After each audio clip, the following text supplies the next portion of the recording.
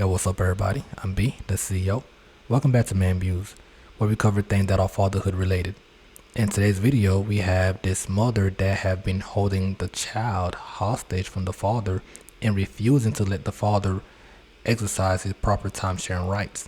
But as always, I'll wait till the very end to share my thoughts and comments. And big shout out and credit to Vinark. Jason Wright for Petitioner Bismarck Boki, Katie Valle as well for Bismarck Boki. We also have Auburn Gallagher and Tanya Pogue, who are the exchange supervisors for the case. Okay. Good afternoon, Your Honor. V. Wynn for Lavisha Stingley, the mother, the respondent in the matter. Okay. All right. Thank you. And who is Mr. or Ms. Kerr? That's my sister. She's a witness.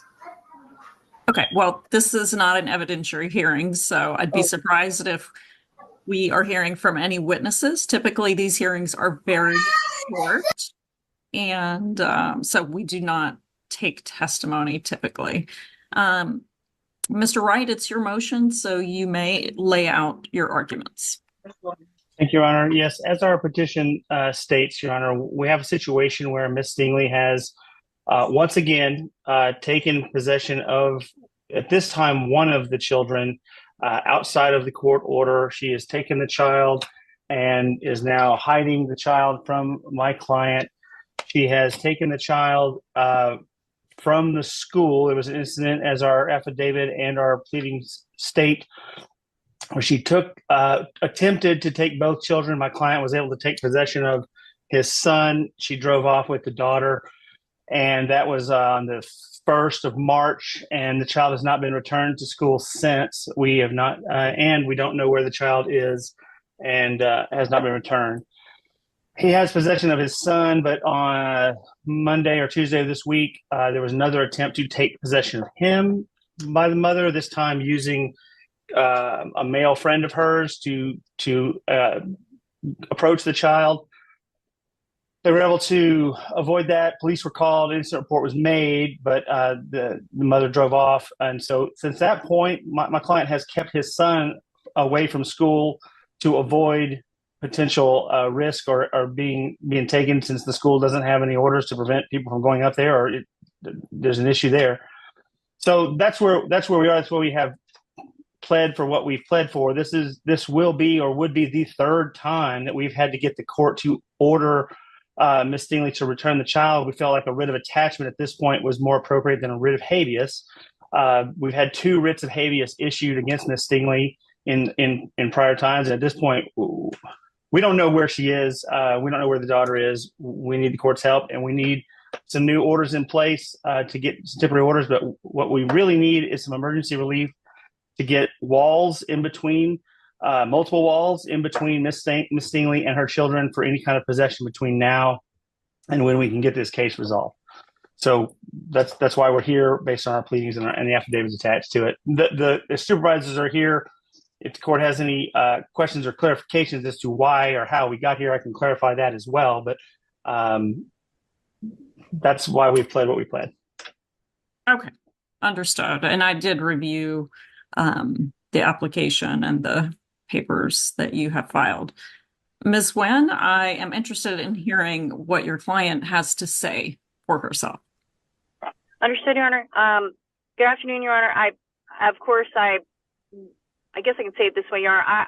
First of all, I'd like to say that we definitely need some emergency orders with you, Judge. I think the last time I was in front of Judge Rodriguez, it was a long, very long hearing, supervisors involved. Where things got to this point, Judge, is because the supervisors have made a CPS report, and then they wrote an email saying they were no longer be supervisors, and then everything just stood still. And then you had dad holding on to the kids, not exchanging the kids, and here we are, Judge. So what we would like, Your Honor, I can't defend what my client is doing one way or another, but I do believe that we need some orders for you, especially in light of the fact that supervisors are not wanting to come forward and do the exchange. And as a result of that, Judge, we got 2 people. It's like a showdown in a sense, or a standoff in a sense, that nobody's exchanging children because the supervisors don't want to be involved. And CPS has closed their case against my client. So, Your Honor, in all, we are asking for your help as well. I know that it had to kind of lead to this emergency hearing, but we need some orders, Judge. Guaranteed. That's what we need. And I wasn't a part of what happened with this whole thing with school or anything like that happened when I was apprised of it. I know that Mr. Wright had asked me about it, and I said, well, we definitely need some orders in place. And when this hearing was set with you, I thought this would be a great opportunity to have you admonish or tell everyone that what we need to do, because otherwise we have no orders. Okay. And Ms. Nguyen, you don't dispute the allegations that Ms. Stingley is not entitled to access and possession. She took the child from school on a day and time that she did not have access and possession. Your Honor, I would say that if it was outside the orders, then definitely I would not dispute as an officer of the court that that's the case, Judge. No. Okay. But the only missing piece is that the orders that we have in place, that Judge Rodriguez put in place, was that supervisor would stay in exchange, but we no longer have those people involved. Well, and not to defend what my client did, though, Judge. I don't mean that as well. Yes, Your Honor. Okay. Let me just, I guess, Ms. Gallagher, if you want to just give the court a very short synopsis of why you're no longer willing to supervise these exchanges. You're on mute, though, so you need to unmute. Ms. Gallagher? Okay, got it, Your Honor. I'm sorry. That's all right. Okay, Your Honor, the reason I terminated my part with the exchanges is because there's been an ongoing situation with these children coming back reeking of marijuana. It's been an ongoing problem. The last hearing we had after the hearing, Ms. Stingley tested positive 8.85 picograms of Delta 9, which is illegal in Texas. That is not medical marijuana. And currently, what finally did it for me is the last time I exchanged these children, the son, Junior, when I got him from Miss Stingley, was so high he could barely stand up. He was very lethargic, reeking of marijuana. When Mr. Boinke took him to get a hair follicle test, he tested over 40 picograms of native THC in his hair follicle. And I, Your Honor, with good conscience, cannot continue to exchange these children when I feel like they're at risk and they're unsafe. That's not something I'm willing to do. Okay. All right. Thank you.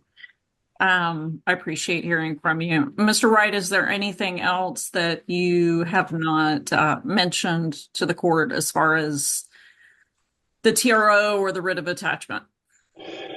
Yeah, other than I just want to clarify, it was 4,000 picograms, not 40, that the child tested positive for. And there are no affirmative plea. As far as I know, Ms. Nguyen has not filed anything. I have not received any notifications, communications, anything from her regarding the change of exchanges, trying to get a new supervisor, filing any kind of motion. This is, again, another example of self-help by her client. And when I will say, Ms. Nguyen's responses to me earlier in the week before we filed, when I tried to reach out to her, trying to solve this without the court's intervention, was not exactly as cooperative and forthcoming as she represented today as far as her position on what her client has or hasn't done. So that's what's led us to this position. We just need to get these kids back, and I need to keep her away from that school, and we need to have no access to possession until we can have a full evidentiary hearing on this issue. Okay. And Ms. Nguyen, your client understands that the court is being asked to send a law enforcement officer to retrieve the child. She is aware. I think the previous writs that she's had, Judge, which I wasn't a part of, my client is aware of what the significance would be with those orders, Judge. Okay. Have you discussed with her whether it would be a good idea to relinquish possession of the child in lieu of the court sending law enforcement to pick up the child? No, Your Honor, I haven't. but I can definitely do that. If you give me a moment, I could definitely do that for us, Judge, if you would allow me to. I would tell her. Okay, well, the time to do that was probably before this hearing started, in all honesty. Understood, Your Honor. All right. But Your Honor, Ms. for the sake Kinley of time, has her hand up. Ms. Nguyen, this is not an evidentiary hearing, so typically we don't hear from a bunch of witnesses because these are short hearings. But I'm going to go ahead and unmute Ms. Stingley, or ask that she unmute. Hi, Your Honor. What is it that you want to tell me? Well, yesterday, actually, I went to get my kids when it was my possession. I did not go get them when it wasn't my possession. The Friday I went to retrieve my kids, it was my possession to have my kids. And also yesterday I went down there to return the kids, and I sent him a message that I was there, and he didn't show up. So I tried multiple times to return her, and he never showed up. You can look in the app, Close app, and you can see all my dates, all my timestamp, everything. And Your Honor, he's been keeping my kids away from me since November. I have not seen my kids since November. He'll show up to the change place and he will take off. And I have pictures and evidence of everything. He will show up, he won't give me my kids, he'll take off with them. So it's stuff he's been doing to me. And it's not just, I just went up there and took my kids.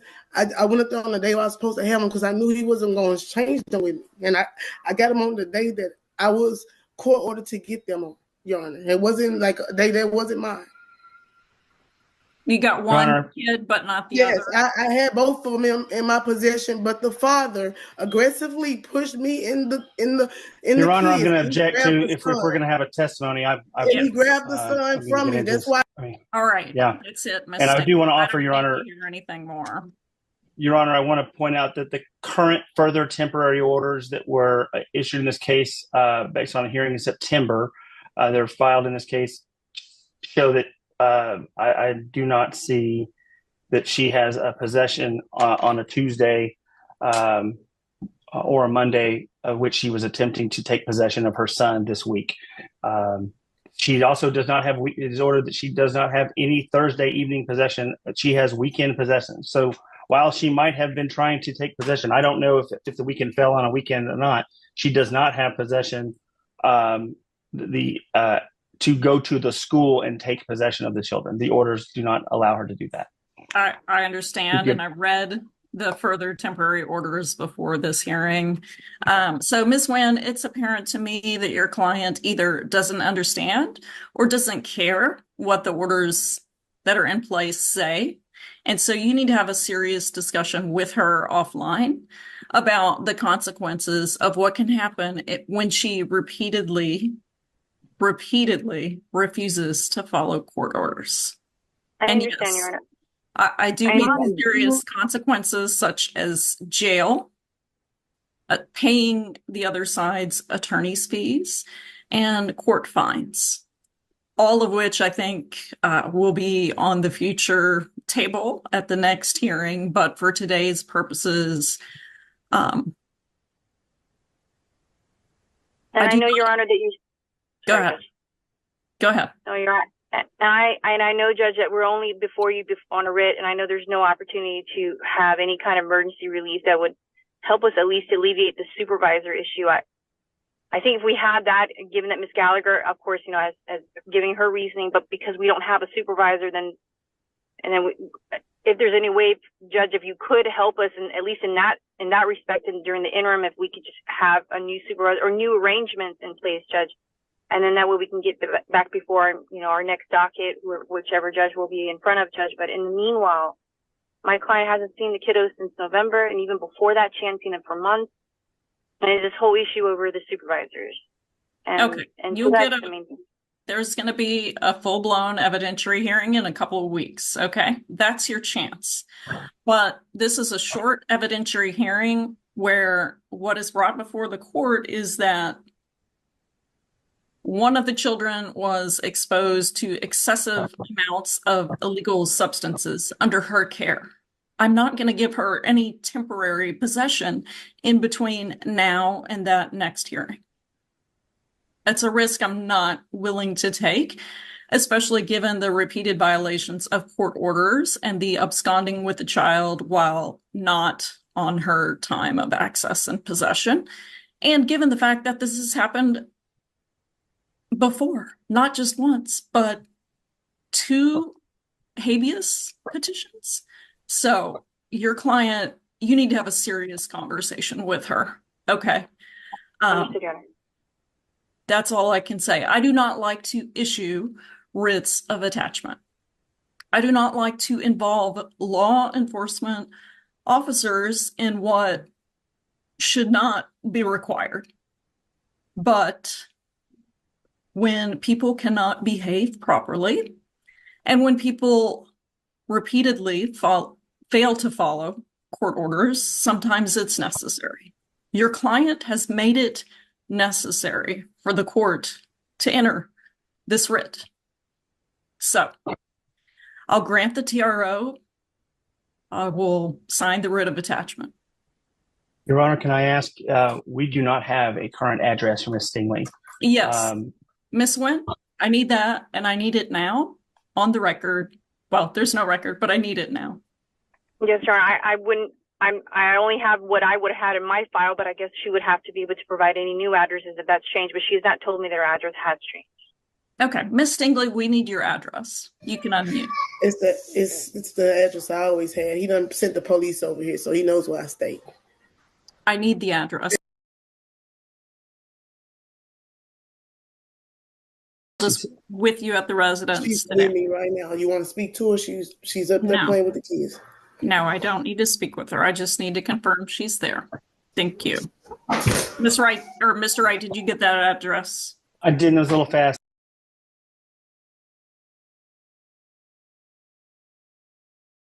Yes, 76549. 76549. Okay.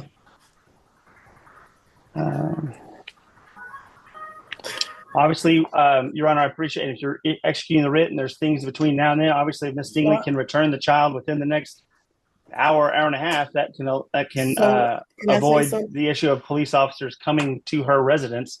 But obviously, being it's Friday, we're going to need that writ issued, and we're going to have to move forward with that. But we would love to avoid exposing the children to the police doing this. Okay, Ms. Stingley, what is it? Well, it's actually my position to have my kids right now.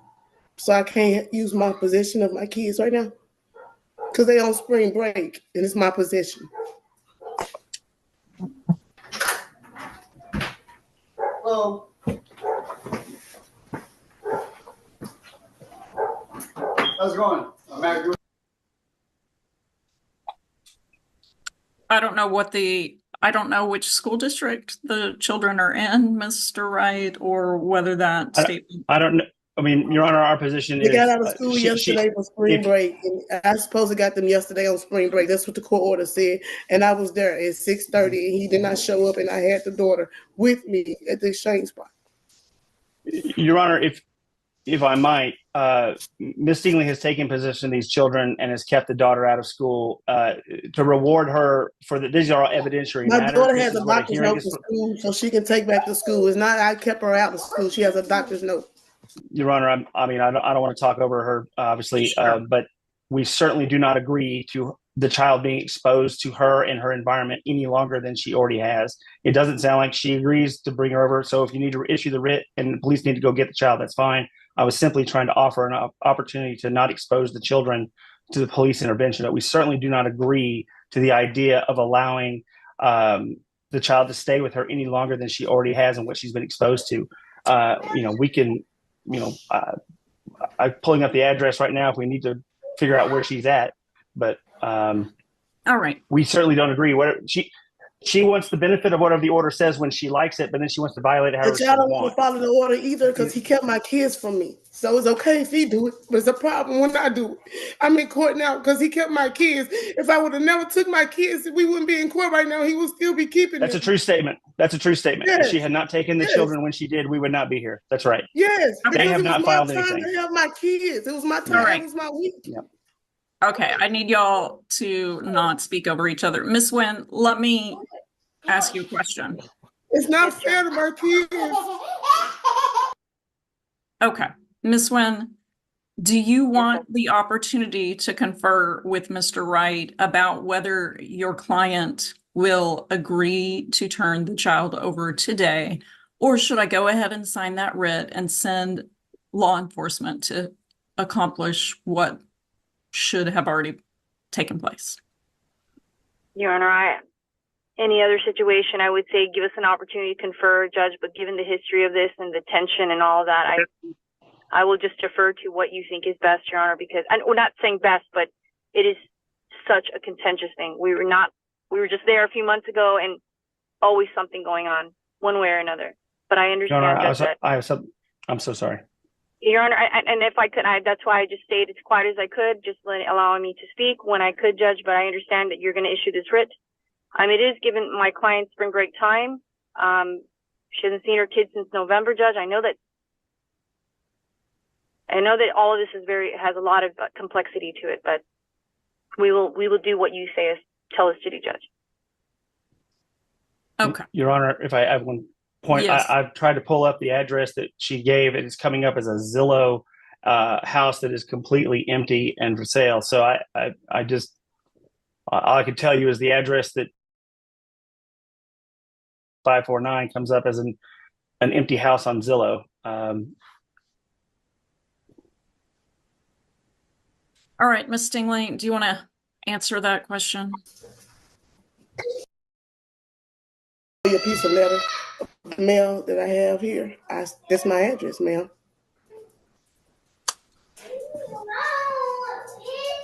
That's All my right, address. if you have something that shows the address, I'm honestly telling you. Yes, let me go find something. Your Honor, I just typed into Google. Your Honor, and Mr. Boyke, I think, is in the gallery, Your Honor. He definitely can confirm the address that he sent the police officers to that just recently, and that they did a welfare check.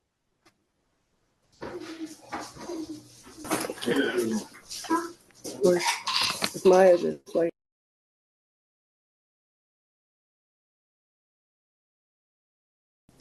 I know 5-6 messages here. did you get that, counsel? I did not. It was pretty fast. I saw 66. It's spelled T.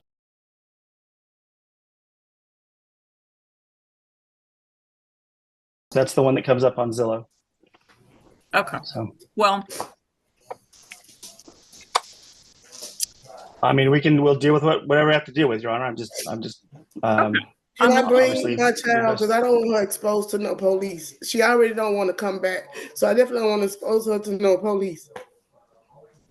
So I will bring her. Okay. How quickly can you deliver the child? I can have her there by 4 o'clock. Okay. What's the location, Mr. Wright? They're trying to take you from me, okay? Let's see. Ma'am, it is against the rules for you to discuss an ongoing matter. I don't want to keep my kids away from what y'all doing to them. She needs to exit the room now. Go. I'll talk to you later. I can have an address. Let me, if I get with my client, I'd like for her not to go to his residence, so we can. Yes, a public library. Yeah. A police station, fire station. Bismarck, what's the nearest neutral location that we can meet at? I can meet him at Georgetown Police Station. Okay, that's fine. Georgetown Police Department. Let's see.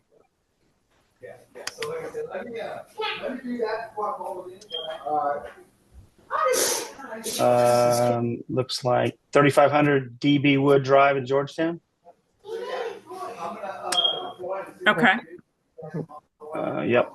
Do you have 3500 DB Wood Drive 78628? I can put that in. Okay. I will email that to opposing counsel. Okay, and Ms. Stingley, you're representing to the court that you will deliver the child to I the will police at station 4 o'clock. by 4 o'clock. Okay, thank you for agreeing to do that. If you fail to do so, obviously the writ will be issued. Do you It understand will that? not be no failure. Yes, ma'am. I understand. I will do it. I have no Okay. problem doing But the it. temporary restraining order is So- being entered. So, Ms. Nguyen, you need to speak with your client about all of those provisions, okay? So I can't see my kids? And Mr. Wright, have you obtained the hearing date for the further hearing? I believe so. I can confirm with my paralegal. I believe we put in the, proposed order, I think it's the 22nd, which is 2 weeks from today. Okay. And I know that you instructed counsel, but I would ask the court if you wouldn't mind to instruct Ms. Stingley directly what the request that we're asking as far as staying 200 yards away from the school and the home and no access and possession until the 22nd. Yes, those are the terms of the temporary restraining which will be signed by the court. Ms. Nguyen, you'll get a copy of that to share and explain to your client the conditions. She'll be able to, y'all will have your day in court on the 22nd. So be prepared with evidence and witnesses at that time. I don't have anything else for you. Just for Disappointing to procedurally, meet the parties under these conditions. we agree, Your Honor. I hope that we won't have to contact, but obviously that if we don't hear anything by 4 o'clock, we'll be reaching back out to your staff. Yes, just email Ms. Sear. The child is not delivered by 4 p.m. The writ will issue. Okay. The TRO will be signed regardless. Okay. Thank you, Your Honor. All right, so let's get to my comments about what happened, and I also want y'all to leave y'all comments below about what you think went right or what went wrong. So number one, the first thing that to me caught me off guard is her attorney pretty much agreeing with the father's attorney and saying, hey, listen, they're right. You know, the mother did disobey the court order. That was very shocking because usually, you know, the opposite side lawyer, even though they know the truth, they will still lie and deny the allegations. But with her, she was very honest. Is it possible that her lawyer is a free lawyer where she's not being paid? It's like, I'm not being paid for this, so I don't really care. Or is it that she's just a very honest person? I mean, that's rare because most lawyers, your job is to really lie most of the time, right? But it was shocking to see that. And if that's the case, although I admired her for being honest, for agreeing with the father's motion, but then if she is a paid attorney, if that's the case, then why am I paying you for?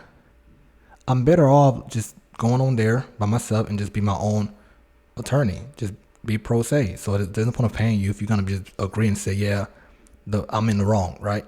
So, but I like that her lawyer hold her accountable. The only thing is, if it's a paid lawyer, it's a waste of money. Now let's get straight to the judge. I mean, the judge, she was fair.